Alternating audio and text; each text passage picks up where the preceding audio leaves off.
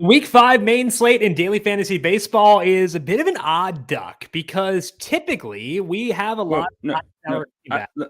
I, I know we're having technical issues, but it's not daily fantasy baseball. Oh, did I say baseball? Oh, Don't wow. make me do this. Oh no, I'm so sorry. I've been talking baseball for the past 6 months, 6 decades. Finally was free of that yesterday, and now I've decided to revert to that. Please, no. Tomorrow we have a pretty good slate for baseball, though. Just saying. This week 5 football slate is weird at best, but no to talking baseball. So okay, well, I'll convince you later on. Anyway, it's a football podcast, I promise. We're going to talk about some running backs. Those aren't in baseball, but the weird thing about this slate is that the mid-range backs are probably the best range, and typically that's not the case. So it's going to be a bit of a different process for us this week, breaking down why we like those guys, when we think of the upper tier guys, and hopefully getting you set for an interesting and fun daily fantasy football slate in week 5. This is the Heat Check Fantasy Podcast powered by numberFire. That's right here on the FanDuel Podcast Network and numberFire.com. My name is Jim Sonis. I am a senior writer and analyst for numberFire.com.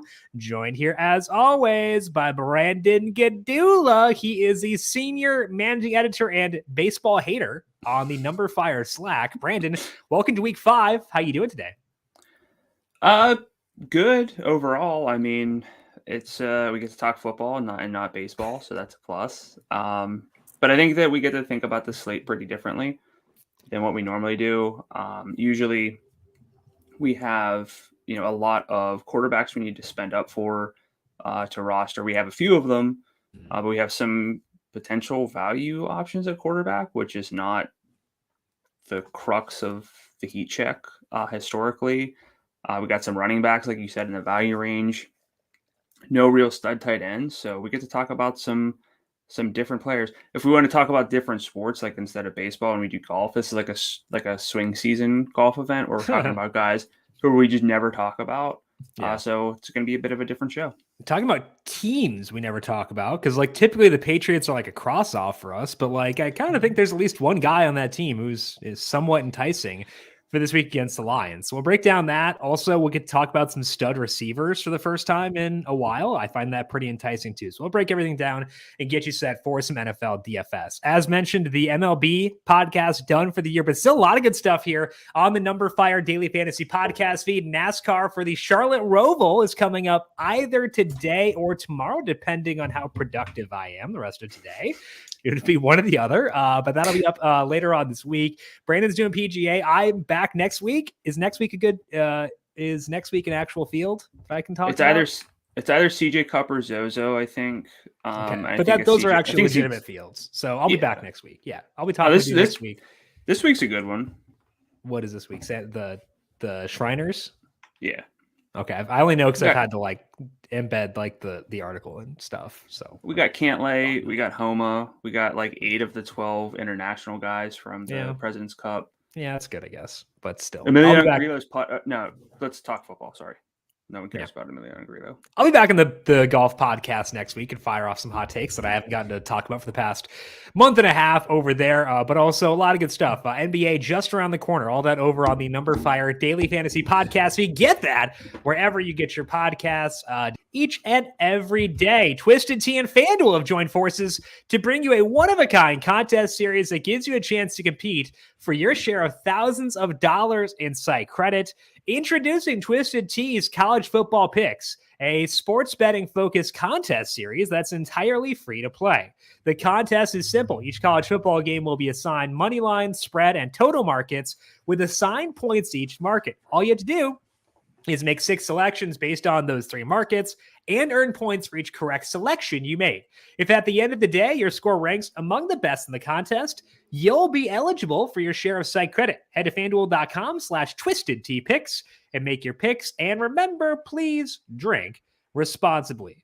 Let's dig into the slate overview for this week 5 main slate. And Brand, I think we kind of spoiled this one. I think to me, the overview here is it's a different slate in terms of roster construction. And that to me is the defining characteristic. Mid-range running backs we like, don't need to prioritize any like $8,000, $7,500 tight ends, and it does lead to a very unique week. What about for you? What's the defining characteristic of week 5?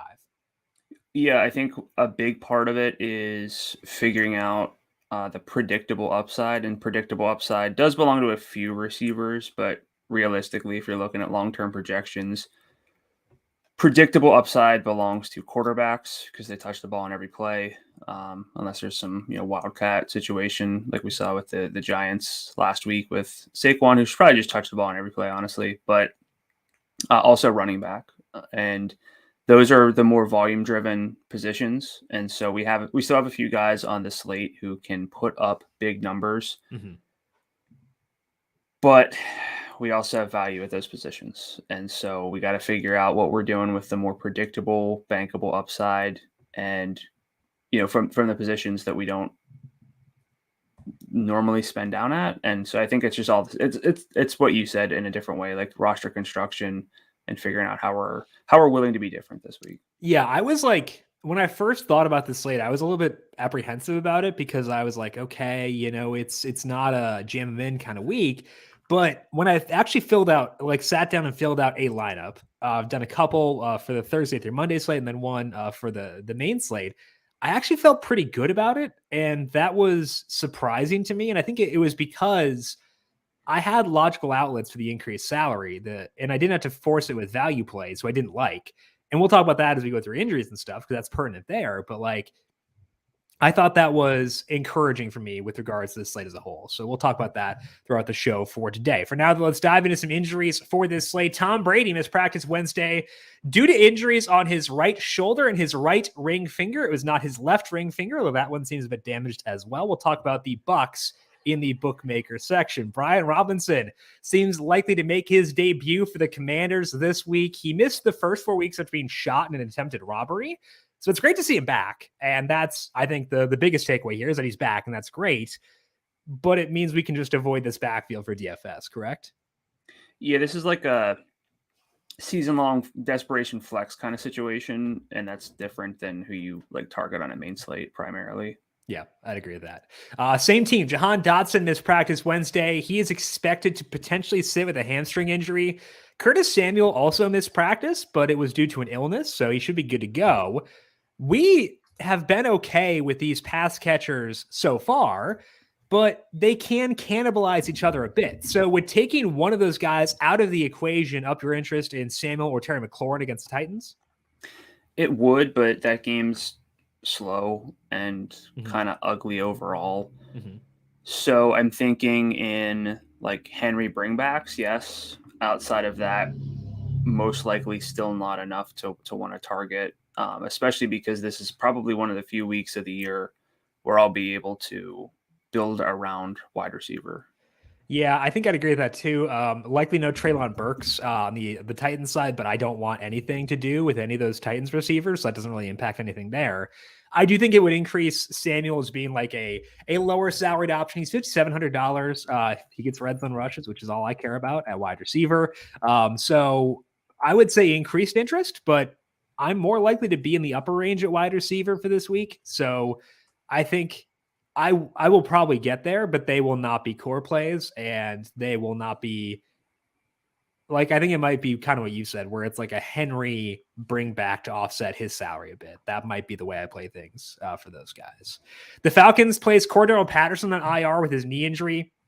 Tyler Algier led a rotation on Sunday, but Avery Williams and Caleb Huntley got in the mix as well. Kyle Pitts, meanwhile, missed practice with a hamstring injury. I did have a dream last night that Tyler Algier had a long rushing touchdown. Although it didn't look like him in my dream, I remember tilting that he had a touchdown. So I'm not sure what that means. I dreamed about him because I was looking up pronunciation because I get paranoid because there's a NASCAR driver named Justin Allgaier. And everyone said Algier, and I think that's correct. But I got paranoid. So I dreamed about him last night and he scored a touchdown, but I don't think I'm going to use him despite the dream. Was it a broadcast? Yeah.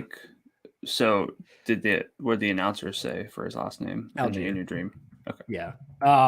He was wearing I don't know if it was like the all 22 that you were grinding in your sleep, or if it was no, the it was a broadcast angle because I remember the key thing was like the guys like blocking downfield for him, like throwing really good blocks downfield. Well, he was wearing number 4 and he's 25, so I don't know why that was. Maybe they just got it wrong. Yeah, I don't know. Anyway, maybe it wasn't him. Anyway, thoughts on the backfield and the pass catchers with Pitts being banged up? I mean, I don't have any dream analysis here, but I think there's one where it's probably too easy to get wrong, which is something that we talk about with like predicting backfield splits once someone's hurt ahead of them on the depth chart. I think it's too easy to get wrong. Probably not enough upside to get right. If I'm wrong in that, I'll live with it, but not the best matchup. I mean, Tampa Bay's front hasn't been as daunting statistically, but I don't really know. If I'm bringing it back, and any Buccaneers stuff, it's going to be through Drake London. It's London or nothing, I think. Because I think that the floor for Algier could be okay because he's probably going to get a decent amount of work, but I don't know what the upside is. And he's also, his salary is $5,700. I could just spend $300 more, get you Ramondre Stevenson, get to Devin Singletary, spend $900 more to get to Breece Hall. If you're playing the Thursday through Monday slate, Nyheim Hines is 63. Not that I like that slate a lot this week. I'm just going to keep talking about it, but and in your defense too, like usually I push back and be like, oh, 900 is not like, you can't just say I'll find 900 this week. If we're talking about guys in that range, if we're not rostering Josh Allen or Jalen Hurts, we have Dalvin Cook at 73. Like there are ways to find an extra 900 to get up to, a Breece or something like that. If it were like, I think Algier will play 75% of the snaps if there's no Akeem Hicks, stuff like that. But I don't think he'll play 75% of the snaps. I think Huntley will mix in, Williams will mix in, and that's enough where I am okay not being there. David Montgomery missed practice again on Wednesday due to his knee and ankle injuries. If Montgomery sits again, where are you at on Khalil Herbert at $7,100? I would probably, I think I've learned to treat this just as like, what would I do with David Montgomery if he were healthy? Maybe a little bit more than that, but also we saw a 77% snap rate, so it was not 95% for Herbert last week. 54% route rate, 21 adjusted opportunities, so carries plus double your targets. It was good. I don't know if I would be super excited to play David Montgomery in this spot as what are they, like 7-point underdogs? Yeah, my numbers have it at 9, I think. So even a bit heavier than that. It could be worse, but it's going to be really hard to play a lot of like Herbert over Dalvin Cook. I think it depends on how spread out I decide to get my player pool this week, because if I'm ranking out running backs, like the Dalv is up there. I want to get a lot of Singletary, a lot of Ramondre. Well, maybe not a lot, a decent amount of Ramondre, and then a lot of Breece Hall. And then do I decide to, when I'm differentiating from those guys, do I go with Henry? Do I go with McCaffrey? Do I go with Chubb, Jamal Williams? Or do I go to a guy like Khalil Herbert? I'm probably going to lean elsewhere. So Herbert's not a bad play because he should get volume. The matchup's not that bad. And I feel good about that aspect of it. But I think there are just guys I like more. So as I'm whittling down my player pool, I might not get there. And that's not like a dislike of him. It's more so just I don't want to play everybody. And he's on the fringe of getting lopped off at some point. Yeah, this is the kind of week where you can really fall into the trap of playing too much of everyone because nobody jumps out. I mean, a few guys jump out substantially, but a lot of guys jump out in different ways. And so... And if I am trimming down my pool, I think I have the most conviction. The guys who are like the closest to being like great values relative to salary are at running back. So I think that's where I'd be most inclined to be concentrated as a running back. Yeah. Okay. Brian Hoyer didn't practice Wednesday due to a concussion. Mac Jones did get in a limited session. Who? Might be able. Yeah, I know. Mac Jones. He might be able to play against the Lions. Other option there is Bailey Zappi. Any interest in any Patriots guys for you, depending on their quarterback health of Jones and Zappi? I really think that it's just Ramondre or nothing here. Yeah. Similar to the Drake London or nothing situation with the Falcons. I don't know if like a receiver's or a Patriots receiver was like free to roster, I still might not be drawn in. Yeah, Jacoby's going to be back this week, I think, based on his practice Wednesday. It's just going to be all spread out. There wasn't enough there that I saw last week to want to bog down lineups tied to Patriots pass catchers. Nope, I don't either. Even if it is Mac Jones, I think that the reason we're in on Ramondre, we'll talk about in the trends section, talking about mid-range running backs. But Damian Harris in 3 games without Ty Montgomery, 14.7 carries per game. So he's at 18.7 adjusted opportunities, but that's actually less than what Ramondre has. Fewer yards per game. Harris does have a better red zone role, but I think Ramondre at a lower salary for his role is the better play between those two guys. The Lions did not have DeAndre Swift, Amon-Ra St. Brown, DJ Chark, Josh Reynolds, and TJ Hawkinson at practice on Wednesday. Reynolds and Hawkinson played through their stuff last week, so they should be good to go. Hawkinson, not a back injury from carrying the team last week, but either way, he was on the injury report. Do all these potential absences worry you with guys like Jamal Williams and Hawkinson, I guess, as well? Because it could just be a situation where the Lions are too beat up to be like a really great option. I kind of thought that might have been the case last week, and it wasn't. At a certain point, it is a bit too many injuries. It's not a. I mean, their implied team totals 21, 3.5 point underdogs on the road. I know we talked about Hawkinson on Monday's recap show as like if everyone's out, you consider going back. But I think I'm probably just going to avoid Hawkinson and say that he might be the TE1, but I don't think he has like the Mark Andrews, Kelsey range of outcomes, which is silly because he just did. But I think this is a much different game environment. So I'm probably out on Hawkinson specifically. What are your thoughts on this team right now? Well, salaries got juiced up a lot for both guys too. Jamal is 83, Hawkinson 7,000, and that's like a big difference from where they were this past week. So you need them to be like studs, like unquestioned studs at those respective salaries. So Jamal probably just not going to get there, honestly. He still had some holes in his role, which is hard to say. Some holes in his role this past week, about a 52% snap rate. Not the best passing game workload either. So I'm okay not going there. Hawkinson, if he gets in a full practice and those guys are all still out, then like I could see some, but like probably just for Ramondre game stacks. And that's that. I might not even do that, honestly. I like other guys more. So increased salaries matter a lot. Alvin Kamara was able to practice after sitting out last week due to a rib injury. Michael Thomas, Jarvis Landry, and Jameis Winston all sat though. Let's say Kamara returns with Andy Dalton at quarterback. What's your interest level there? And then also your interest level in Chris Olave if we assume it is Dalton starting once again. Yeah, I mean, with Olave, I think I'm in regardless. I think he just is going to be featured in this offense, and the air yards won't be as good, but I think the opportunity is still there, and maybe a little bit more efficiency. For Kamara, I kind of would like it. I haven't loved his role and his usage overall, but looking at like Khalil Herbert versus Alvin Kamara, it could be one of those weeks where I just regret not playing Kamara against the Seahawks and instead like tried to go at Herbert at 71 in a much grosser game. Yeah. But Kamara be well below Dalv, right? Oh, yeah. Okay. Yeah, I think that Kamara is in the Herbert discussion just based on overall expectations. But, I mean, with all the injuries, like they could also be in the same discussion as the Lions where like they're kind of too beat up to be great. That wouldn't bother me for Olave. I'd still have Olave. But like for Kamara at 7,000, that might be a bit too much for me there. And if I need to whittle things down, I think that I'm okay. Probably lopping him off at this point.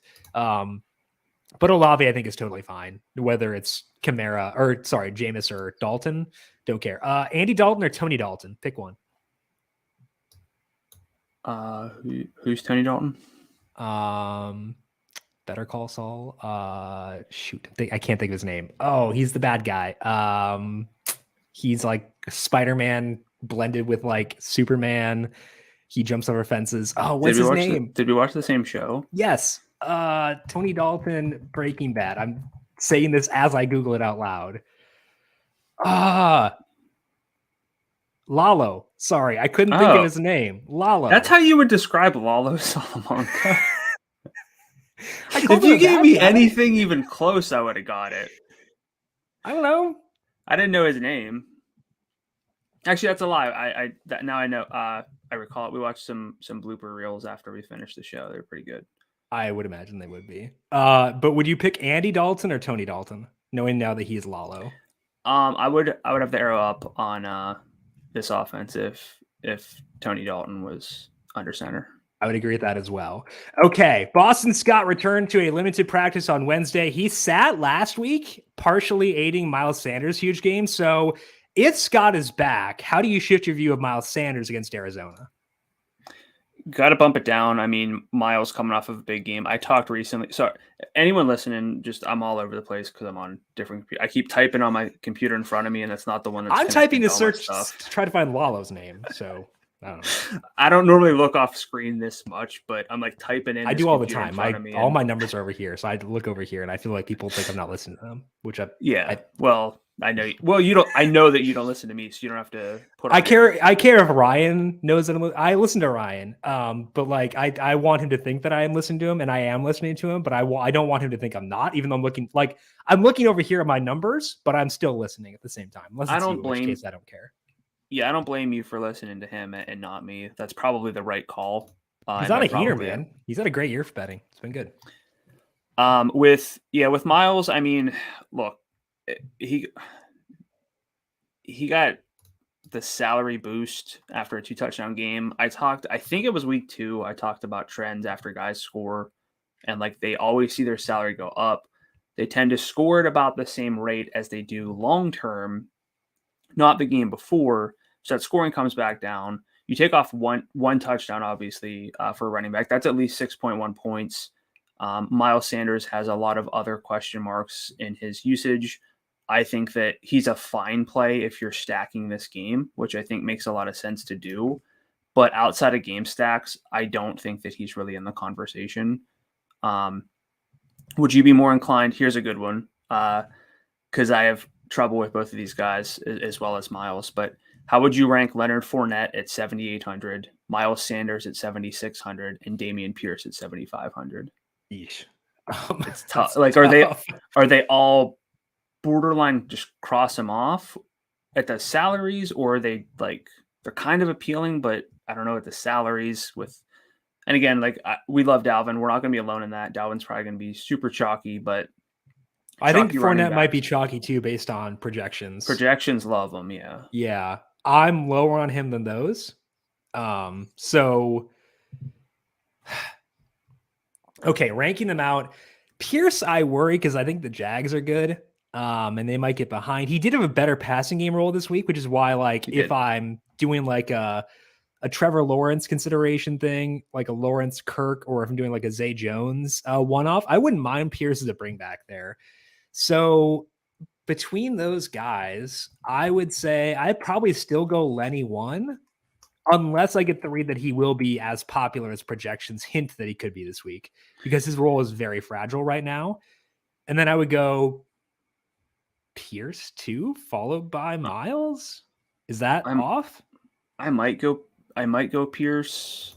It's close, which is wild. Philly's implied team total is 27. Yeah, they're 5.5 point favorites. Houston's 18.25. Maybe I should go Miles. I'll go Miles. I'd go Lenny, Miles, Pierce. Well, who do you think will be more popular between the two? Because I feel like it's probably Miles based on what he did. I know Pierce had a huge touchdown. Pierce? Yeah. Miles for sure. By Miles. Oh, good. So if I think that they are very similar. So in that situation, if there will be a big popularity gap, I'd rather take the guy who is lower roster, which is Pierce, because I mean, he have every rushing attempt for them last week or something like that. At least it was every non-quarterback attempt, I'm pretty sure. So like Pierce, yeah, it looks like if Boston Scott plays, I'll go Pierce over Sanders, under the assumption that Sanders will be much more popular. But I think I'd probably go Lenny over both, despite being very skeptical of his role right now. I'm fine with that. Okay, Isaiah McKenzie mispracticed Wednesday. He is in concussion protocol. Jameson Crowder broke his ankle, I believe, and he's out. Dawson Knox mispracticed Wednesday. Gabe the Babe, though, full participant. We'll talk about the Bills offense in the trend section. Keenan Allen mispracticed Wednesday with his hamstring issue. Brandon Staley called him day-to-day, but probably lied. This is a downgrade for Allen. He was limited last Wednesday and then left with a trainer on Thursday. We'll talk about the Chargers in the bookmakers section. Rashad Penny missed practice with a shoulder injury, which seems new, so it's possible it's nothing. But if Penny were to sit, are you going after Kenneth Walker III or ignoring this backfield entirely?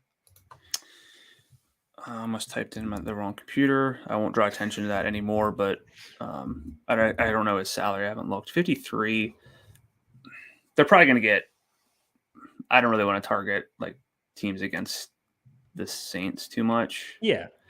The Saints are coming back from London.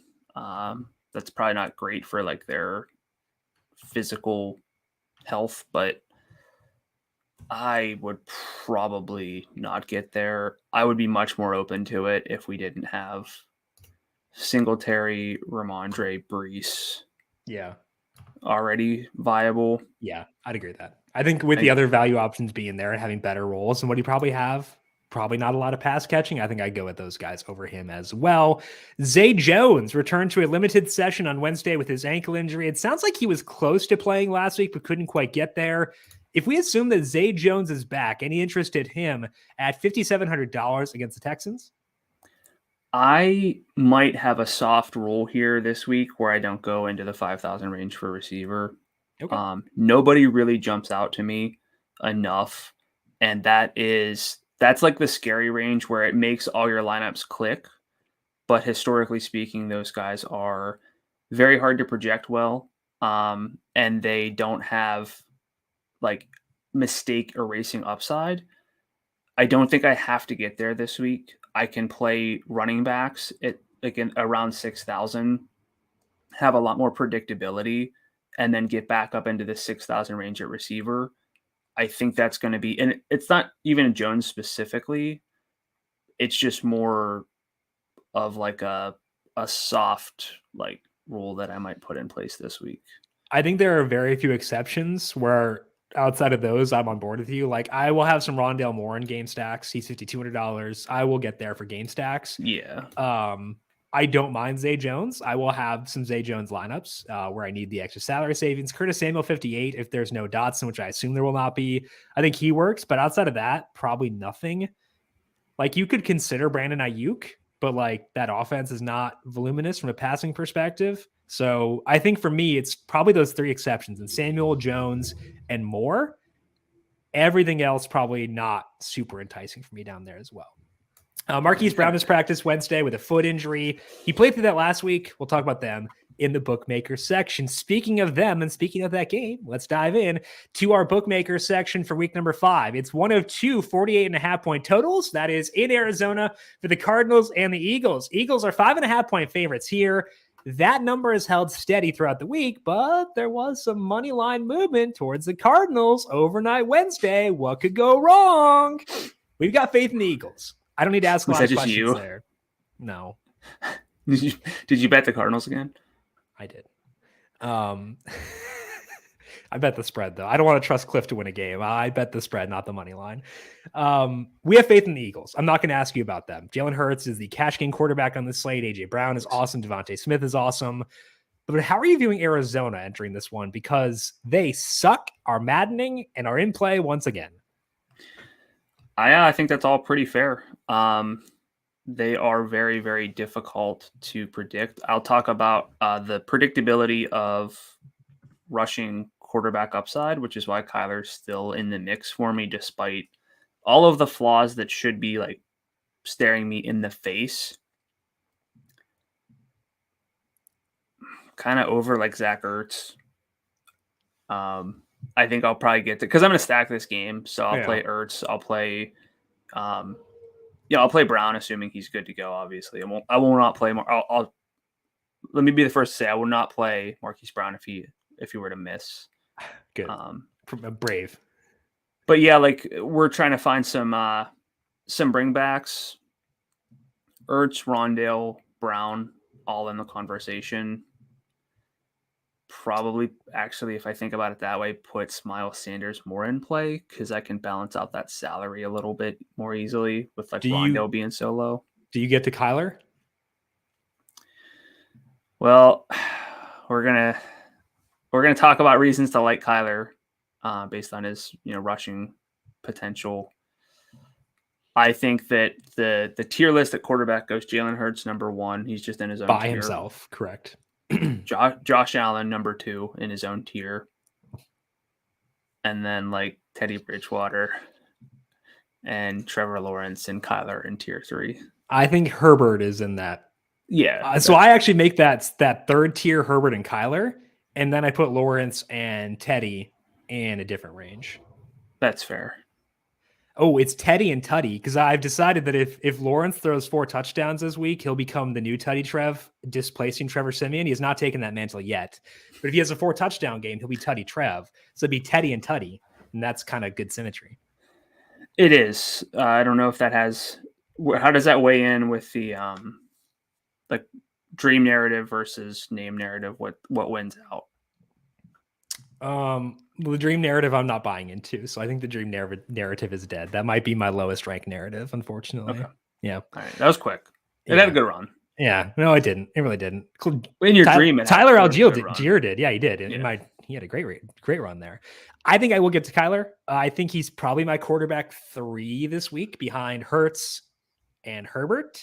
I'm a little bit lower on Josh Allen because there's some wind in that game. It's 15 miles per hour right now.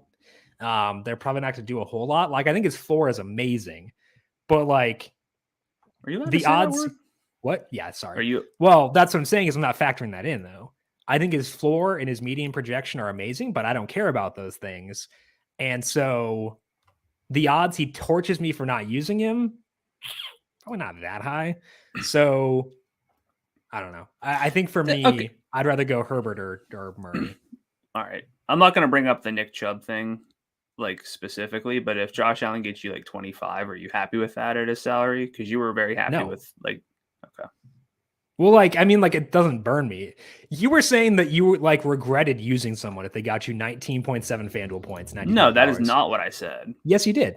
Anyway, we're not going to relitigate this. We did get a question over on YouTube about this game from One Eye Jack Productions. Is it an AJ Brown a blow up week? Let's talk about the Eagles pass catchers.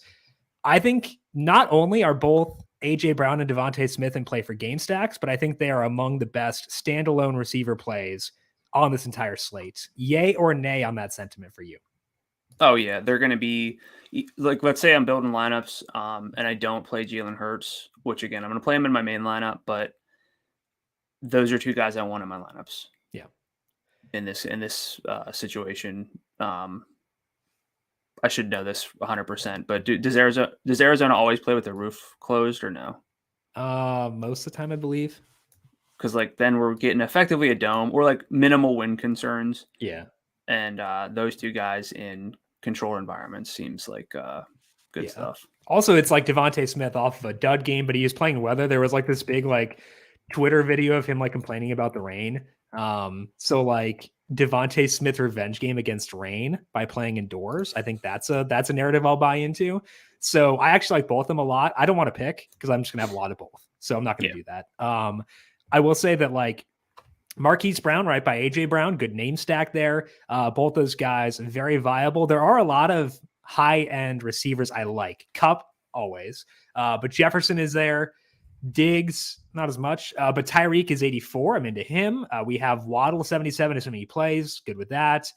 So there is competition for AJ Brown at the top, and there's a decent amount of competition for Smith too, because Olave is 69 and London is 62. So the competition for Devontae not as stiff, but I like both those guys a lot. Rondale Moore outside of game stacks or no? Outside of, I don't think so. Right. Solely for the fact that I don't know if I need it. Sure. If I need it, maybe, but I don't think I'm going to be building lineups that are quite that top heavy. Yeah, I think that's fair. Okay. One of our few high total tight spread games on the slate is the Chargers at the Browns. Chargers 2.5-point favorites here. Total is 47.5. The one problem here is the Browns side of things is wonky. They've got high salaries pretty much across the board and a run-centric approach, and they can probably run the ball pretty effectively against the Chargers. So how do you view this game for stacking? I don't like it. Mm-hmm. Tell me why. Look, I understand the appeal of, because for me, the Browns offense centers on Nick Chubb this week and just long term. But 9,400 for Nick Chubb, a guy who has effectively one path of putting up a huge game, which is rushing and rushing touchdowns. Because he did get 3 targets last week, but he has over 10 receiving yards in just one game this year, which coincided with a 3 touchdown game. So he got 30 points, but he has scored in the past 2 games. And the opening week, he had 143 scrimmage yards. He didn't get to 20 points in any of those games. That's a great median sort of floor expectation, but I think there's no real way for Chubb to churn out 6 catches and 70 yards like a Christian McCaffrey can do. So if he doesn't score, which I get that we're talking about this game for being a high scoring environment and that Nick Chubb can definitely score multiple times in a game. If he does not score, he's going to get you 15 to 16, which is totally fine. Yeah. At 9,400, I don't think it's fine enough. So I'm probably out. That's where I am with Chubb. I think we should start here. Give me your thoughts. Even for no game stacks? What do you mean? You're not going to use him in game stacks either? Oh, no, I'll use him in game stacks because then I'm expecting him to score multiple times for this game to be high scoring and back and forth. Yeah. But usually, historically, we have a back at 9,400. We're let's figure out ways to get this guy because his role has to be that good. No. I don't view it that way. No, because 94 is the McCaffrey range, and his role is not near that. His role is not near Saquon this year, even. And if Saquon were on the slate, I would use Saquon over Chubb. But I think for game stacks, I will still get there. I think I'm on board with you where it's outside of game stacks, it's really tough to get there because in a game stack, you're basically saying you bust off some big runs, and that's how you get upside. He's never had 200 rushing yards in a game. I don't think that's totally outlandish though, based on his big play ability to do that. So outside of game stacks, no, I don't think I need to get there because I think Dalv is he's similar in a lot of ways and is much lower salary, but I would use Chubb in game stacks, and I feel pretty okay about that. I would also use David Njoku in game stacks and as a standalone play at 57. He missed practice again Wednesday, but it sounds like it was similar to last week where he sat. So he's probably fine based on that. So I like Njoku a lot. I'm not going to get to Amari Cooper, I don't think. That could be a mistake, but there are so many good receiver plays around him that I don't want to use a guy on a receiver specifically on a team who's they don't want to throw if they can avoid it. Oh, go ahead. No, I mean, I'm with you. I'm struggling with that because you want to make sure that you're not only reacting to what happened last week. And we saw Cooper have, I would call it alpha wide receiver 1 usage on a per route basis in recent weeks. Well, but for the full season, it's 25% target share on this offense. That's not enough for me. Right. No, I'm with you. We've seen it in certain games. He is let's start playing Amari Cooper again. I don't want to react just to last week, but I think that I'm with you where I'm probably not going to get very heavy on him, especially not outside of stacks. Okay, so let's talk about the Chargers side here. I think Keenan's going to sit because I'm pretty sure Staley is a liar and saying that he's day-to-day. That doesn't pass the smell test. In 3 games with no Keenan, we have Mike Williams at a 22% target share. Austin Eckler's at 20%, which is a lot. Mike Williams, 44% of the deep work, and he also has, sorry, I'm doing these on the fly, a 29% red zone share. Eckler's at 24% of the red zone targets, and his role's been a lot better without Keenan. So he's oversalaried, and I don't want to use him, but his role is objectively not that bad when Keenan is sitting. So I don't really want to use Eckler. I probably won't, but I do think he is at least more viable with Keenan sitting. Won't you same thing with Nick Chubb? Won't use him even in game stacks, like that kind of question? I don't think so. Like I mean, I don't know. Even when you include last week when he had 7 out of 11 red zone chances, his red zone share this year is 31%. You could counter by saying that's the same as Nick Chubb's. However, I reject your facts. yeah, I was gonna say what's Chubb's? It's the exact same. So like in theory, I should like Eckler more than Nick Chubb because because Eckler's yardage upside is doggy do right now, and Chubb's is not. Yes, but I'm saying in theory based on purely usage, Sure. because Eckler has 4, 10, 8, 7 targets. So he's got at least 7 targets his past 3 games. He has at least 48 receiving yards in all 3 of those games. But Nick Chubb and Derrick Henry, because they're basically the same, I have to view them the same effectively. These guys rush over expectation unlike any other backs that we get. Like Jonathan Taylor's in that conversation, but they're the only 2 run-only running backs that I would ever consider. Eckler does have the receiving, but like you said, the breakaway yardage really isn't there. And coming off of a 3 touchdown game, that was like an overcorrection for not having scored in the first 3 games. Yeah. But it's not like his red zone role was great last year. It's not as good this year. I think I'm probably just going to miss out. And if he puts up, 3 touchdowns again, then it is what it is. But I don't really see it in the usage to go there. Yeah, I think that's where I'm at as well. Okay, so looking at looking at Mike Williams specifically, I'm guessing I want to be there pretty heavily. I will say that the Browns, so like a big thing with Mike is that he's huge. The Browns cornerbacks are sneaky kind of long. Like they're not short. Denzel Ward is not huge, but like Greg Newsom's got some length to him. They're weirdly like bigger than you think they are because they're fast. And so like I went in thinking, oh, they're probably just, they're not as big, but they're kind of big. So I like Big Mike a lot at 74. I think I might not be as high on him this week as I was last week due to this being a bit of a tougher situation, playing outdoors and stuff like that. But where are you at on Mike Williams at $74? Yeah, it's not like I can sit here and say that I don't like him. I don't know if I like him as much as, again, I'm trying to come at things from I'm trying not to say that I like everyone so that I just get shares of everyone, but we do have Christian Kirk. We have Mike Evans, Mike Williams, Deebo Samuel, CeeDee Lamb, DK Metcalf. Like that's a pretty good range at receiver. I think that Deebo's pretty easily the number 1 there for me. Okay. And so if I'm playing Mike Williams and Deebo, I'm effectively sort of saying that I'm either building identical lineup constructions where I'm just able to rotate through these guys, or I gotta like pick and choose. No, I think you'll be able to play both this week based on how often we'll be in this range, I think. Yeah. But I'm saying like if I'm building that same lineup construction, then yeah, it makes sense in my head, I guess. Yeah. At least. But how are you ranking? Like, do you like Deebo this week? I assume. Mm-hmm. Yeah. I just don't like that game as much. So, and that does matter for me. So if I had to guess, even though I like Deebo more, I'll probably wind up with a bit more Mike Williams just due to games having more mini stacks of this game. I can see that. So like I like Deebo more, but I think I want to get Deebo's the better standalone play. Deebo's the better cash game play. But like I think most likely scenarios, I wound up having more Mike Williams than I have Deebo by a little bit, not by a huge amount by any means.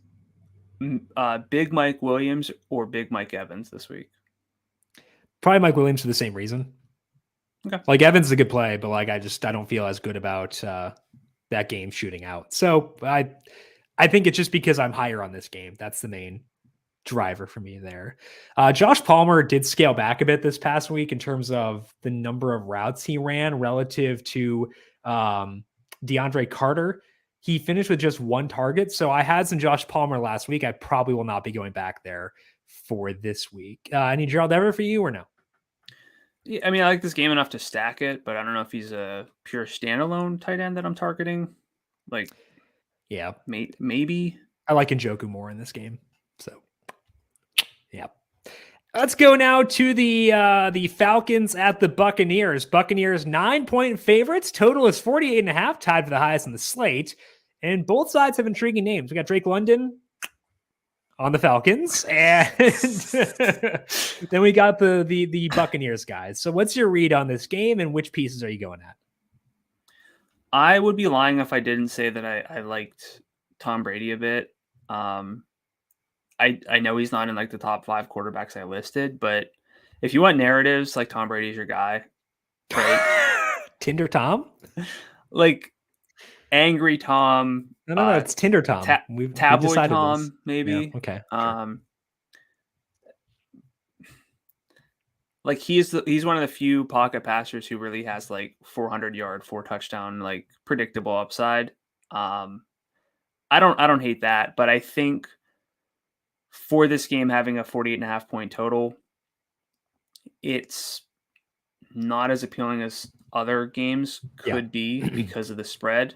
But I think that I'm very, very open to the idea of a Drake London, Mike Evans mini stack in my main lineup to get exposure to this game without playing anyone who I don't think has, like, they're the 2 wide receiver ones in a game with a 48.5 point total. Wide receiver ones correlate pretty well together.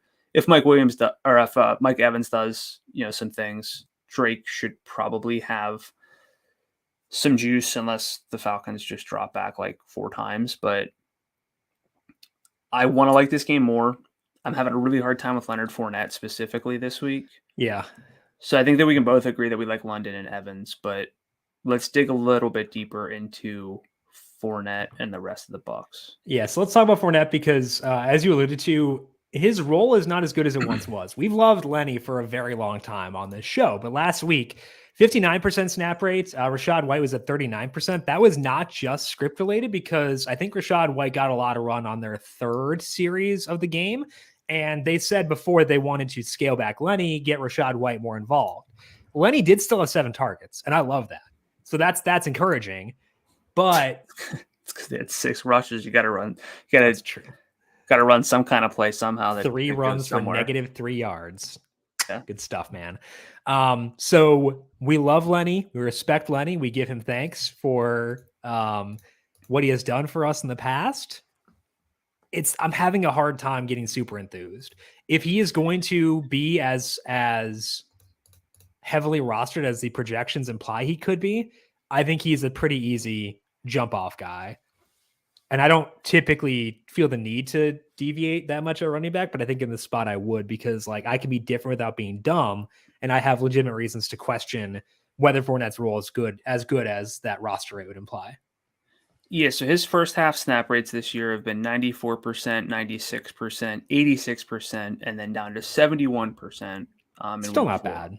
71% is okay, but it's a decrease, but it's not like, oh, this is Rachaad White's backfield now. Yeah. Like that's not quite what it is. What the real story here is, like, Tampa Bay just decided we're not going to run the ball. We're going to throw it 1 million times, which is still good for Fournette. 7 targets is worth about 14 carries. Mm-hmm. His path to a ceiling is still there because this team should move the ball. I don't want to be out on Fournette, but if this were week 4 and we didn't know that like the role was going to change and we had his role entering week 3, I'd say Fournette like lock button level almost in this matchup. Yeah. Now it's like, I just don't want to throw out like game stacks only constantly, but I think he's game stacks only this week.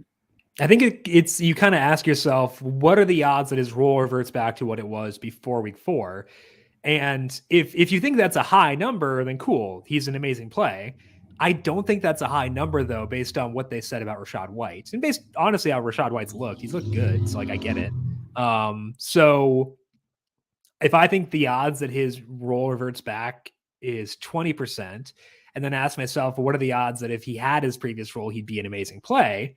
Then it'd be, probably 50% or 80%. So then it gets down to like 15%. And that's probably going to be below what the field is on Fournette this week. Again, based on initial roster rate or based on projections, I'm guessing it'll be pretty popular this week. Yeah, the projections love them. I look at basically consensus projections, and then it's a lot easier to pull up consensus projections, get a feel for how everyone tends to view things, and then figure out how you want to do things differently rather than. I mean, if you build from scratch, that's fine, but I think that you can miss a lot of things, and we're playing against other competitors in daily fantasy, so it's important to know like what consensus says. Yeah. I will say that looking at initial roster rate projections, Austin Eckler is lower than I thought he'd be. So maybe we don't have to worry as much about that, but I think that'll change by Sunday. Nick Chubb is also around 7%. So, I'll be above that, which is fine. What could go wrong? Let's dive into the trends discussion here for week number 5. Brandon, you're talking about mobile quarterbacks and the role they play, which is key for this week because we're considering Teddy Bridgewater, who physically is incapable of running because he kind of runs like a baby horse. We got Trevor Lawrence, who refuses to run despite being crazy athletic. We got those guys being somewhat in play, maybe Tom Brady, stuff like that. So you're looking into the appeal of rushing quarterbacks and what they do for upside in DFS. Yeah, and I think it's actually I was going to talk about this last week, but I think it might be even more pertinent this week because we have 3 rushing quarterbacks, which is like just enough where you can't say that no one has upside, but it's not so many where it's like 5 or 6 where you're like, I got to play one of these guys because someone's going to erupt. Like we don't have Lamar, we don't have Mahomes, so I think it's a pretty interesting week to look at things from this perspective. So I dug back in to results and projections since 2016. If I'm looking at main slate quarterbacks with at least a 15-point FanDuel projection, according to numberFire's model, of course, and seeing how often they get to 3x value, so 3 times value. So for example, 27 points at 9,000 would be 3x value, 24 at 8,000, 22 and a half at 7,500. I think those are all numbers we'd say like, okay, yeah, someone at 75 got me 22 and a half. I'm good with that. That's basically a 75th percentile outcome for quarterbacks historically. This is going to help show big game rates at value, but also account for, the sheer amount of lower salary quarterbacks by comparison, because we always have 20 low salary quarterbacks and like 4 studs, basically, if we want to just make it simple. So overall, in the overall sample, the hit rate here is 25%, which is what you'd expect given that I'm looking at effectively a 75th percentile outcome. Among the rushing quarterback sample, which I defined as having at least 4 projected rushing FanDuel points, which again, we can account for and project partial touchdowns, which can really bump up a rushing projection. It's not just 40 yards rushing by any means. They make up 19% of the sample, but have a 30% big game hit rate. So that's over the 25% mark for the overall sample. The pocket passers, which makes up 81% of the sample, just a 24% hit rate, 23.8%. So a little bit below that 25% mark that you would expect if you just picked one at random effectively. Again, this accounts for value, and that's still 30% versus 24% just for guys who have rushing ability. I should say it accounts for salary. That might sound like a small gap, like, oh, I could save X amount, and it's only a 6 percentage point difference. But if you go through and look at a 9 or an 8 players lineup and you're trying to maximize the odds that they all go off, that is pretty massive. If we pair the sample for just the better projected passers, so a 75th percentile projection, or about 2.5x leading into the games, here are those numbers. The overall sample, 28% hit rate, so it's better than just the 25% if you look at all quarterbacks. The rushing QB sample, who's projected well, has a 31% hit rate. The non-rushing quarterback sample, who's projected well, 27%. So that kind of narrows the gap. So if you look at the best projected pocket passers, they still have a pretty good hit rate, still trail the rushing quarterbacks. Here's where things get a little bit more obvious. Whenever you're looking at sheer ceilings, which we care about a lot on this podcast, 30 plus FanDuel points, overall sample gets there 7% of the time. All pocket passers, 5.6%. The top projected pocket passers, 8.4%. The rushing QBs, 13.3%. So that's almost double the overall sample if you look at just the rushing guys. 5 percentage points is pretty massive when you're looking, again, like at that 9-player team, and you like multiply the product of the odds of these guys hitting. So it's not only that rushing quarterbacks have a big ceiling, but they're I would say substantially more predictable and have that higher upside overall. So, we didn't really see a ton of huge games last week from the pocket passers, but in early weeks we had like Tua and like Jared Goff has been like popping off, which I know you love to hear.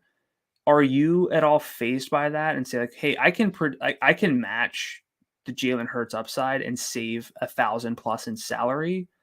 Or are you still trying to err on the side of like Josh Allen and Kyler Murray? I think we both agree Hurts is number one. Yeah. Are you still putting those guys at their salaries above the pocket passers? So to answer your broad question, yes, I am putting the rushing quarterbacks above because you talked about predictable upside earlier on. It's pretty easy to predict a rushing quarterback has upside. Whereas for a pocket passer, you need a lot of things to break your way. So that's why in general, I still skew towards running quarterbacks, even though we've seen guys do stuff like that, which is why maybe I should be a tiny bit lower on Herbert, especially with his rib injury. Maybe I should downgrade him a bit relative to Kyler. Specifically, he's already well below Hurts. But like maybe I should go with Kyler over Herbert in that regard. The one caveat that I have, I know we're talking about the Bills again later on, but I'm not sure Josh Allen will be a running quarterback this week because they want him to be healthy all year. They're 14-point favorites. Last time they were a big favorite this year, he ran one time for 10 yards. Now he threw for 4 touchdowns in that game and still lit it up because he's very good. But like, I'm not sure he'll be a running quarterback this week. And that's why I'm a bit lower on him. So to me, it's Hurts 1. I'm going to go Murray 2, followed by Herbert 3. But so, yeah, I'm buying into what you're saying, I guess is what I'm saying here in a roundabout way. Yeah, like this week, it kind of comes down to if we projected more rushing from Allen, it would be really, really interesting. I think this just cements why Jalen Hurts is the play, regardless of for sure of anything. But it also was a roundabout way for me to talk myself into Kyler Murray again. Oh, buddy, what could go wrong there? Only everything. Correct. So let's talk about some mid-range running backs. And that's my first trend here. Not a week where we need to spend up at tight end. So it might not be necessary to spend down at running back, but there are a lot of guys there with good workloads, especially recently. So I want to look specifically at the range of guys with salaries from $7,500 to $6,000. So no Miles Sanders, just above this, but there are a lot of relevant guys in this range. The two big ones are Breece Hall and Devin Singletary. Hall took over as the Jets lead back last week. That was the second game with more than half the snaps. And in both those games, or across those two games, Hall is at 29.5 adjusted opportunities per game. That leads the slate, each guy's most relevant sample. 2-game sample, so it's a small sample, but it's a big number. Singletary ranks second in that category at 26. That's across his 2 games with a 60% snap rate or higher, 93.5 yards from scrimmage across those 2 games. Singletary still has just 25.9% of the red zone chances in that time, so his role is flawed.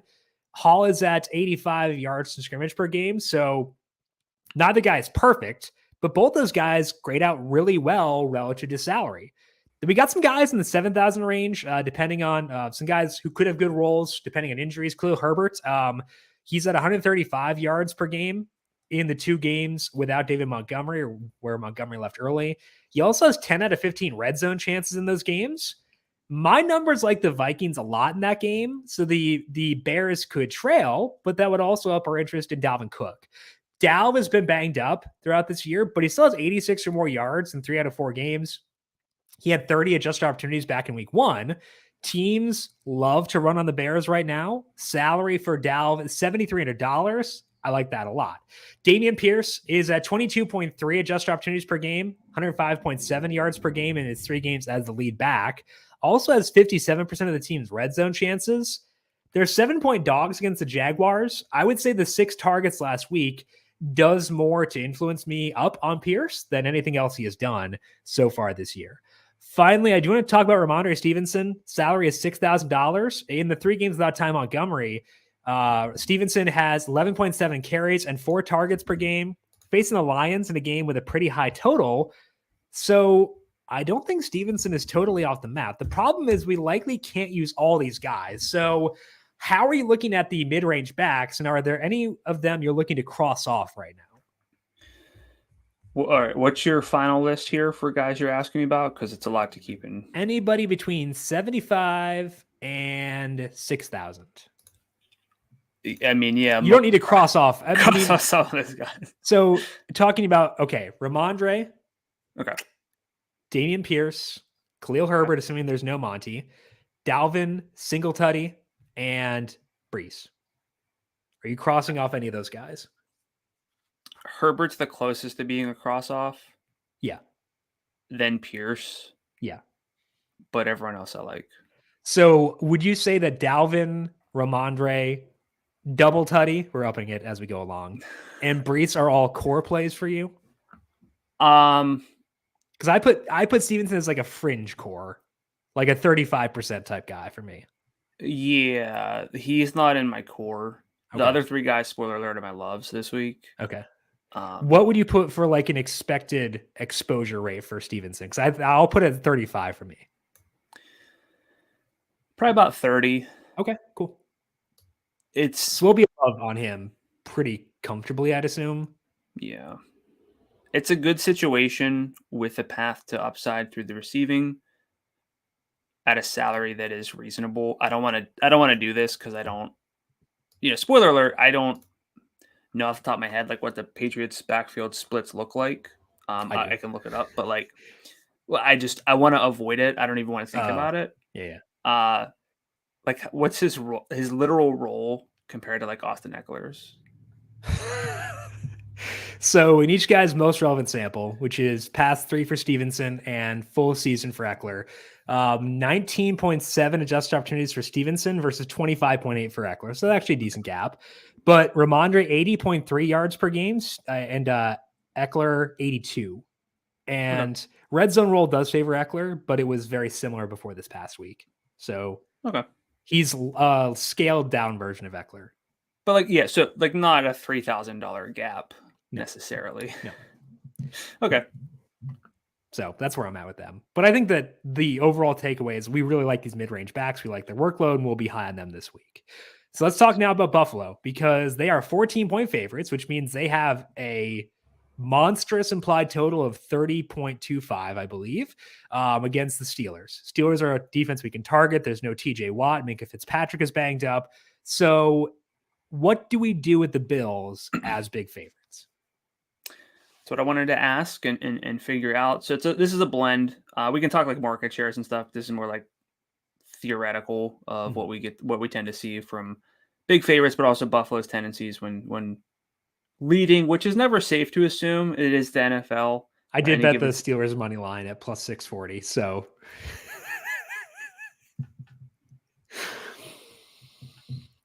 it was value 18.5% for me versus 13.5% implied.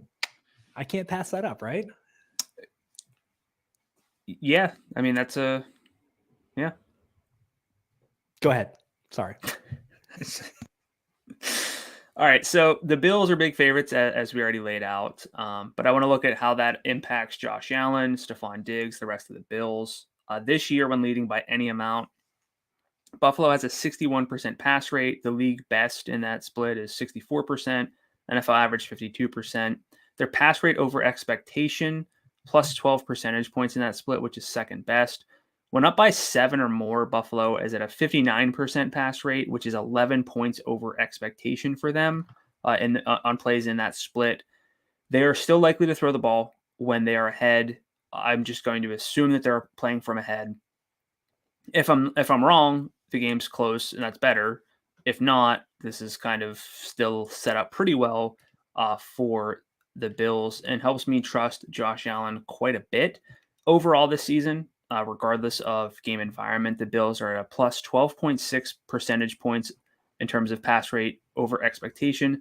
That is best in the NFL. For context, last season, they were just a plus 4.0. So from basically 4 percentage points over expectation to 12.6% percentage points over expectation. That's a pretty sizable shift from what we've seen from this team. That's also kind of taken a little bit of a toll on my guy, not your guy, Devin Singletary. He hasn't been getting as much usage as he has in the past. But I also have a 10-game sample where Josh Allen's a double-digit favorite. I think people like to hear this kind of stuff just to see what, and I like it too, Most of these came from the 2021 season, and is again when they threw a little bit less heavily when leading. In those, he averaged 20.1 FanDuel points. He had at least 20 FanDuel points in 7 of 10 games. Just one with more than 24 and none with over 30. 2 of the 10 games were 300-yard passing games, but that's not. So he basically threw for touchdowns, was like had a high floor, didn't really break open the ceiling. For quarterbacks overall, if you look at them in terms of whether they were favored by between 10 and 17, they average 21.3 FanDuel points if they're rushing quarterbacks, and 19 and a half if they're like just overall rushing or not projected for that week. 30% chance at a 300-yard passing game. So Allen underperformed that by a tick, but it was only a 10-game sample. 31% chance at 3 passing touchdowns compared to 23% and 20%. So we actually do see good production in terms of predictability. It's just more a question of like sheer 35, 40-point upside. Probably not there if this game is not close. So I have no questions about the floor. Sorry to use that word, Jim. But I think it's fair to question if he's going to go for 35 this week. One other thing that jumped out to me here is that being a heavy favorite for receivers isn't necessarily bad, which I think makes sense once I think about it differently. I would typically think passing volume is too low when playing from head, but it's a lot of passing efficiency to gain that lead. And since 2016, projected wide receiver ones on teams that were favored by 12 to 16 points, averaged 14.5 FanDuel points. 58% of that sample outperformed their pregame expectation. 25% of them got to 100 plus yards. The full sample rates there, 41% and 18% for context. That's a pretty sizable shift. If we grow that sample to 10 to 17 point favorites, the number's fairly similar, just if I open up that sample. So there's still historically some like yardage upside for quarterbacks and receivers. At a certain point, it drops off for quarterbacks because they tend to win these games by a lot. But if you look at like a Stephon Diggs, if the Bills go out and dominate, it's going to flow through Stephon Diggs. And it's just going to make his targets more efficient if they're moving the ball as expected to hit that 30.25 point implied team total. So I thought Diggs was like a cross-off play because there wasn't going to be enough volume, but that's not really been the case. So, we can talk about their individual splits and market shares, but I think the overall trends here, not that damning for wide receivers, which I think is really interesting. It also kind of applies to like wide receiver 2s and 3s. So like Davis, Diggs, still both in play despite their status as big favorites. What are your thoughts here? Yeah, so I think it comes down to expectations. If we are going to make these guys like uber chalk because of the super high implied total, then I think you have reasons to deviate because there are reasons to question their ceiling, as you alluded to. If they're not going to be popular, then I feel pretty inclined to check out Gabe the Babe specifically. And so I went to some projected roster rates. I control F'd Davis because I didn't know if he was Gabe or Gabriel. And Corey Davis popped up first. Corey Davis is currently projected at a higher roster rate than Gabe Davis. So I don't care what the spread is. I'm going to use Gabe Davis at $6,000. Even with the wind being high, again, that comes down to expectations. If people are expecting a big game and the wind is high, I'm okay backing off. People are not there, then it's not going to bother me as much because there's still a path to a big game that's not being accounted for in the roster rate projections. So I think Gabe is going to be potentially a cash game play. I don't really want to do that because his role has been tough, but with no Crowder, likely no Kumaro, potentially no McKenzie, I think that's enough to be high on him. Singletary, I don't really care. I think that just with I think his role is fine. So I'm there regardless. So I would say Davis and Singletary are both firm yeses. Allen, if I use 4 quarterbacks, would probably be the 4th, but I might stick with 3 this week potentially. So it depends on how thin I want to go. So I'm broadly open to them, but I think Allen specifically, I might not get to. Diggs is fine. I might not get there just because of the high salary, but we think we can say he's fine, but he might be better than fine, and it might be one of those spots where sentiment's too low because they're too big of favorites. But that based on through a big game from Diggs, based on popularity, people tend to over roster teams that are heavily favored relative to how often they pop up in perfect lineups, which are a proxy for upside. So I'm okay being a bit lower still, but it's nice to know that we don't have to worry. If they're not going to be popular, then it's not a huge concern. I think that's the takeaway I would have.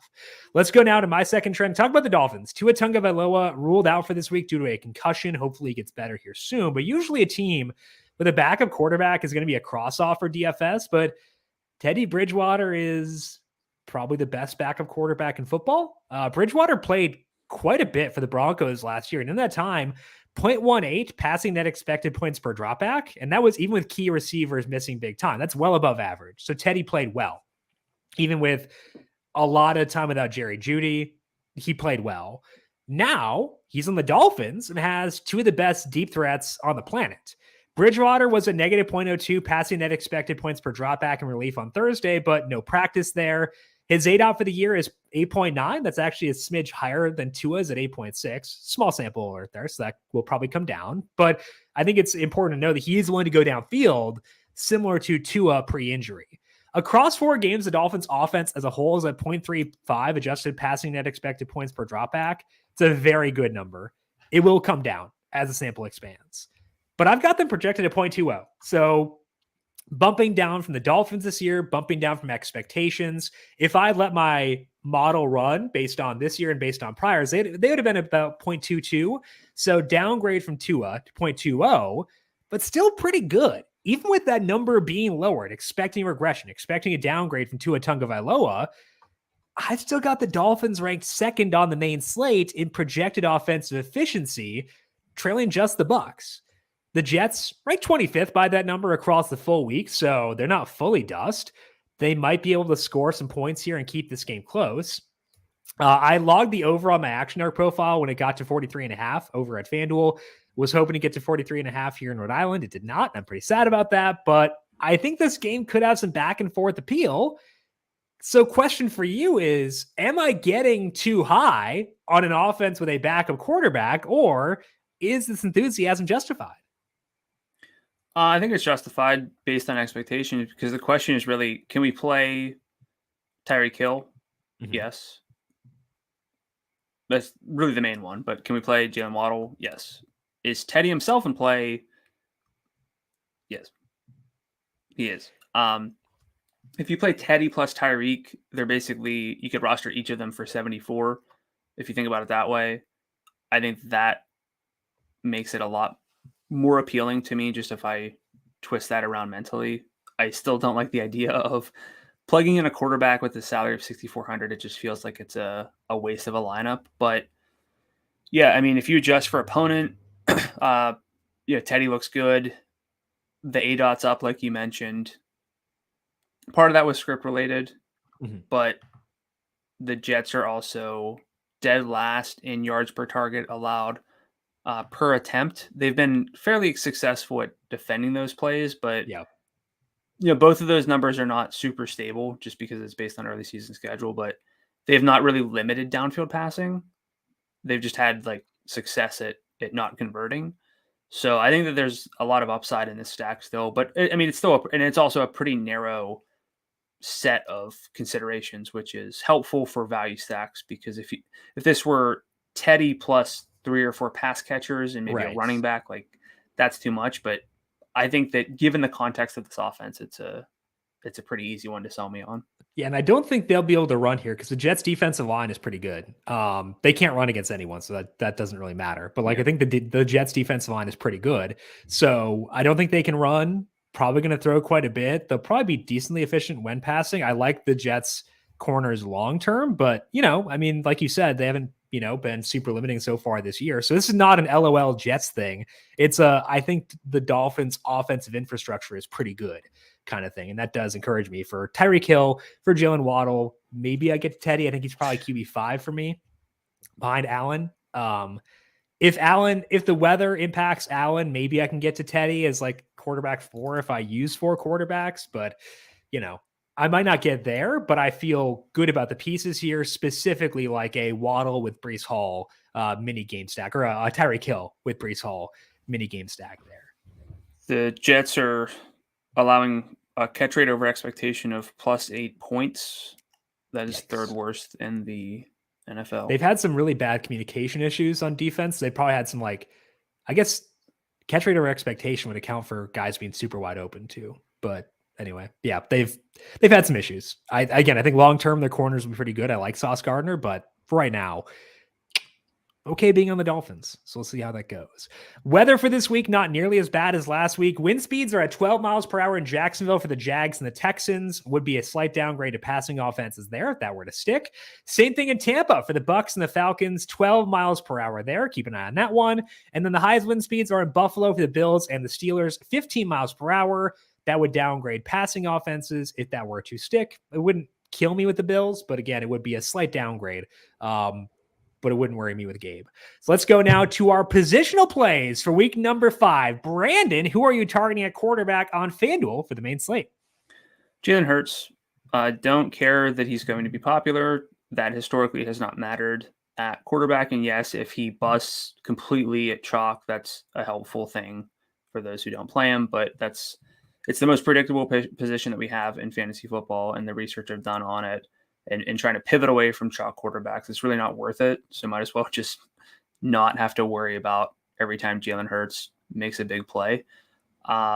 He's the biggest underperformer in expected passing touchdown rate since 2019 based on his EPA per dropback. He has the same EPA per dropback according to Next Gen Stats as Jared Goff. Goff's at 11 touchdowns passing. Hurts is at 4. I know that Hurts has he's rushed for touchdowns, and that's part of it, but this isn't just that he's rushing really well and a lot. He's been very efficient. And so he legitimately has 2 paths to being awesome. And that's great. 11.8 carries per game, 53 yards per game. He is 24th in the NFL in yards per game rushing. Not that's kind of nuts. My second love comes with a little bit of a caveat where I would the longer I sit here and think about this, I think Kyler Murray is my number 2 quarterback. But I think that Teddy Bridgewater is firmly in the conversation for a quarterback this week, especially if you think that the Cardinals just screw up that game and make it ugly and terrible, which they've been known to do with a lot of high profile games. But there are minimal rushing quarterbacks on the slate. You make a good point where Allen probably doesn't need to rush a lot, probably won't rush a ton. Justin Herbert probably also with his rib not going to run as much. So if you say Hurts is just fine, Kyler doesn't go nuts, and the game script in the Buffalo game doesn't really allow Allen to go nuts either, Teddy's very much in play. Yeah. He has legitimate upside at his salary at 6,400. Checks the boxes of having great projections as a pocket passer. He can be carried by his 2 primary pass catchers. And as I mentioned before, if you play Tyreek and Bridgewater, you're effectively getting both of them at 7,400. And that's something that is a lot easier to sell yourself on rather than, Tyreek's salary is too high tied to a backup quarterback. Just think about it a different way and you'll probably like it a little bit more. I think the way I'd have to adjust this is shift my thinking of Teddy relative to Herbert specifically, given that Herbert's probably not going to run with his rib injury. So maybe I need to bump up Teddy. My 2 loves are Jalen Hurts and Kyler Murray. Hurts, I think for a cash game, he's the first guy you put in over the mid-range running backs. Yeah. I would put Hurts in first and then go from there. He is running the ball a lot. I think he has double-digit rush attempts in all but 1 game. I think he had 9 in the one exception to that. Like you said, potentially due for some passing touchdown regression. He has easy stacking candidates in Devontae Smith and AJ Brown. I can't overthink that. With Kyler, yeah, it's been ugly, but he ran 9 times, excluding kneel downs this past week. He had 20-plus FanDuel points in all but 1 game. In the 1 game he did not get there, he still had 314 yards passing in that one. They're going to have to open things up eventually because, it's not working what they're doing. And you'd hope they realize that. They haven't done that yet. So, I don't know. Maybe they won't. But the hope is assume rational coaching. Yeah, I can't do that, Cliff. That was wrong. You're right. Fair point. But Rondale Moore is back. They're getting healthier a little bit on the offensive side of the ball. Marquise Brown did set out practice Wednesday, but he did that last week too, I believe, and wound up being okay. So I'll go Hurts 1, Kyler 2, and figure it out from there. Maybe I'll move Teddy up to 3 over Herbert, but I think those are kind of the top 4 guys for me for right now. Running back, what you got there? Dalvin Cook, salary's too low at 7,300, 69% snap rate, 50% route rate on the year, 55% red zone rushing share. just minimal scoring in terms of touchdowns across 4 games. My model has him at 14.6 expected FanDuel points per game, which isn't like phenomenal, but the salary doesn't really reflect like peak Dalvin Cook either. Hasn't been getting 70+% snap rates, but again, doesn't really need it at this salary. Breece Hall is my second love, 66. I guess I'm just sort of all in on the mid-range running back this week, as we talked about. I do like Nick Chubb. I want to make that known. I'm not out on Derrick Henry, but I think that mid-range is very appealing for running back this week. Breece Hall dominated routes last week, 58% over Michael Carter at 32%. Had a snap rate jump from 51% to 67%. 17 of 26 running back carries, 6 of 9 running back targets, which is very nice to see. And then my third love is Devin Singletary. I liked him last week. I know we had a pretty decent amount of conversation around him a week ago, but his role actually improved from last week without a lot of results. Now the salary is actually down a little bit. He's a huge home favorite, which is a little misleading historically for running backs. You don't want just it to be a complete blowout, but we are talking about getting, a realistic chance at a touchdown because he doesn't come off the field necessarily in the red zone. It's just that he's not the focal point. And it's the highest implied team total of the week. There's some yardage here at least, and we're looking at just getting a primary back at 6,000. He is averaging, so he has like a bad market share in the red zone, but he's still averaging 2.5 red zone chances per game. That's very workable in an offensive environment where they should be in the red zone a few times this week. Yeah, and his number is 3.5 per game in the 2 games where he's had like this role. So that's encouraging. He had 6 red zone chances in week number 3, 6 out of 17, which is 35%. So he has a path to a good red zone role. I agree with the sentiment though about the spread. That is not as encouraging for backs as it typically would be, especially for a guy who is somewhat dependent on passing game work. So if he winds up being super chalky, there is a path to deviate, which is why I have Ramondre Stevenson as one of my loves. I think he's less likely to be super popular. Stevenson, not as good of a play as Singletary. Singletary is the better play. I want to make that very clear. Between the two, for a cash game, I go Singletary. But I think there is some merit to Stevenson here. 11.7 carries and 4 targets per game across 3 without Ty Montgomery. Should be a good matchup against the Lions. Stevenson has 89 plus yards from scrimmage in 2 consecutive games. I've seen some buzz for Damian Harris on Twitter this week, but he's higher salaried. Don't like his role as much. Doesn't play as many snaps. Stevenson's better, I think. So I'll go Stevenson as one of my loves. Other 2 were overlapping with yours. Dalvin Cook and Breece Hall. Not much more needs to be said there. Hall, even without the snap increase last week, he has 26 plus adjusted opportunities in 3 out of 4 games this year. I mentioned before that Singletary has the second best number on the slate at 26. Breece Hall has hit that number in 3 out of 4 games, despite having a low snap rate in 2 of those games. 44% red zone share last week for Breece Hall, 17 carries, 6 targets. I think he's amazing. So I feel like those are the 3 guys I go with in cash, are Dalvin, Hall, and Stevenson, most likely for this week. Wide receiver, what you looking at there? I have Deebo Samuel number 1 here for me. It's not that I love him so much more than the other guys that we talked about. This is like a loaded range. Obviously, we love AJ Brown, but I think I can really build around like balanced receivers this week.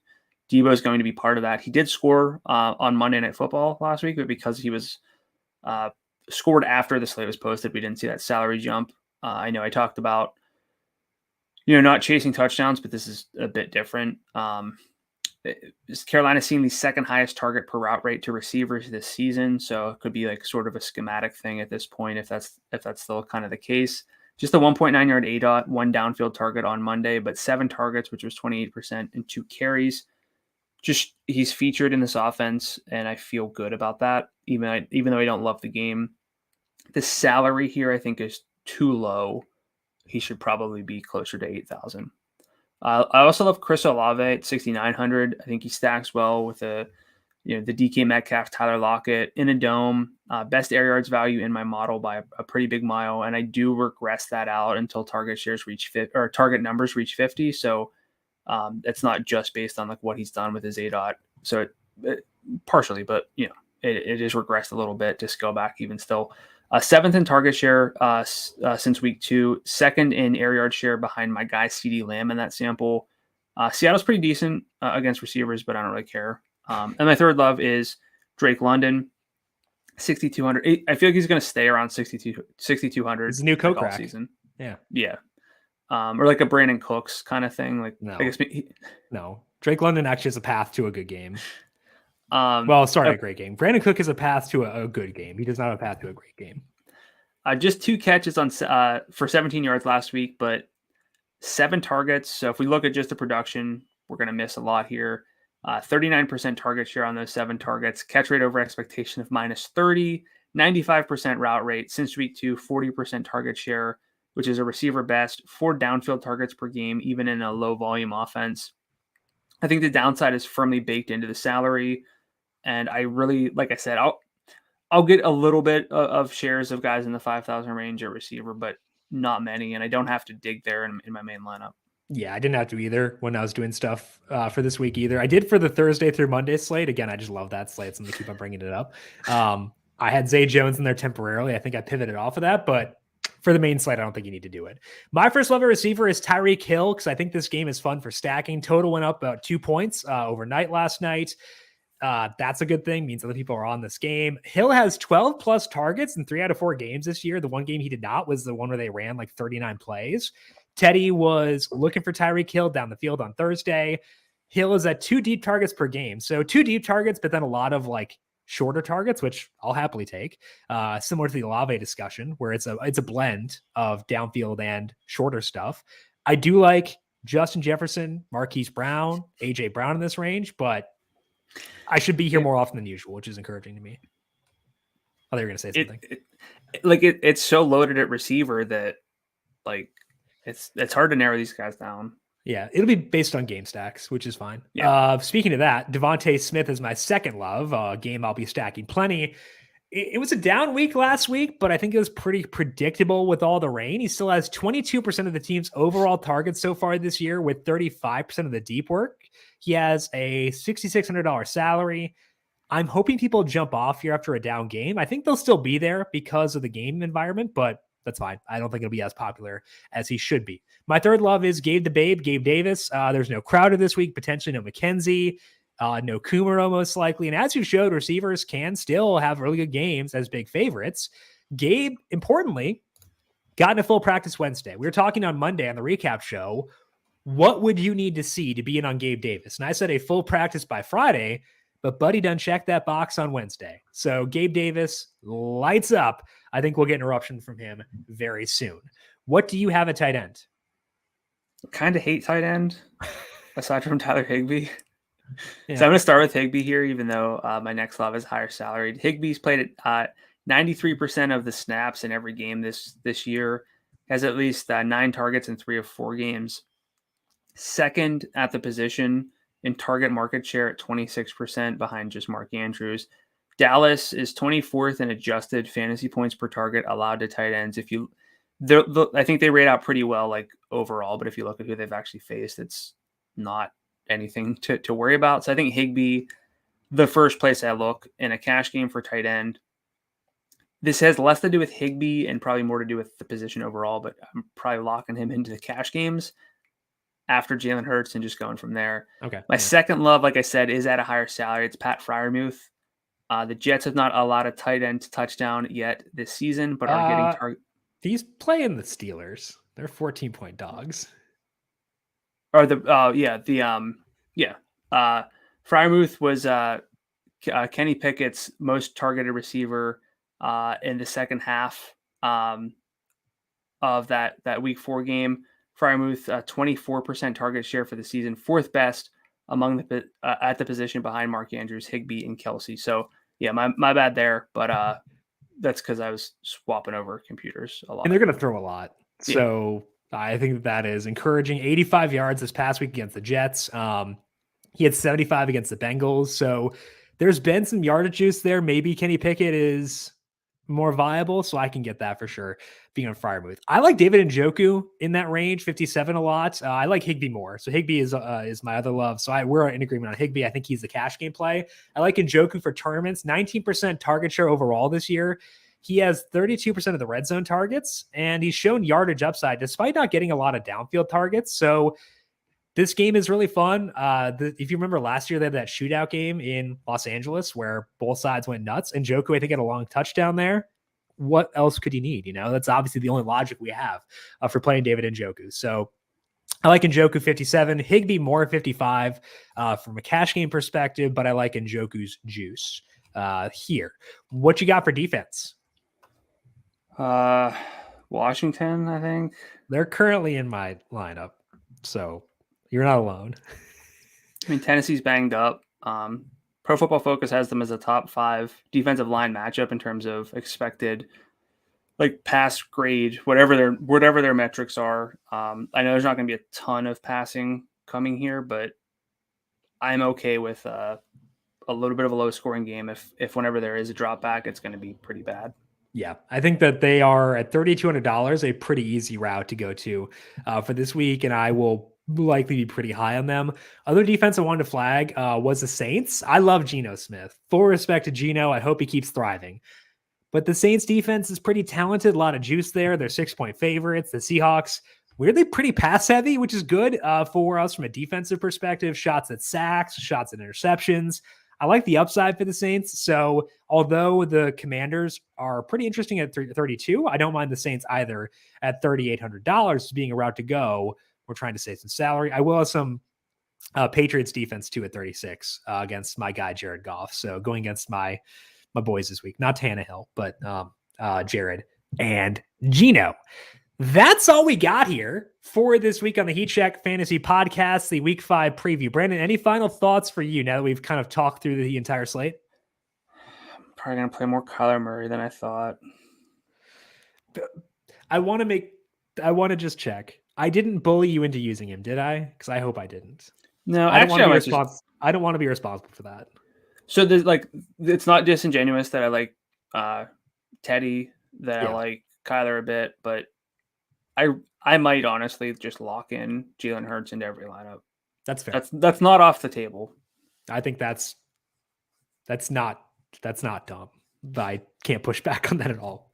For cash games, yes, and he will be pretty heavily for me in tournaments as well. For me, it's just re-emphasizing the strength of mid-range running backs this week. Feel good about that. I think that you can feel good having a small core at quarterback this week, small core if you can at running back, and then allow yourself to get exposure to some fun wide receivers we might not always have the salary for, because this is the slate to do it. So Jefferson on the table, both the Browns, AJ and Marquise on the table. It's a fun week for that for sure.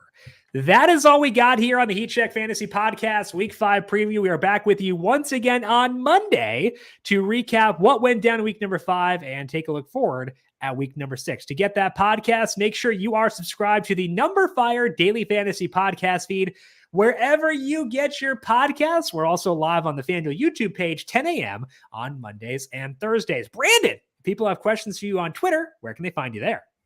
I'm on Twitter at Godula13, GDULA13. And I am on Twitter at Jim Saunas. You can also follow the FanDuel Podcast Network at FanDuel Podcast. Big thank you to everyone for tuning in for today. Good luck to you with your NFL DFS lineups. We'll talk to you once again on Monday to wrap it all up. This has been the Heat Check Fantasy Podcast powered by numberFire.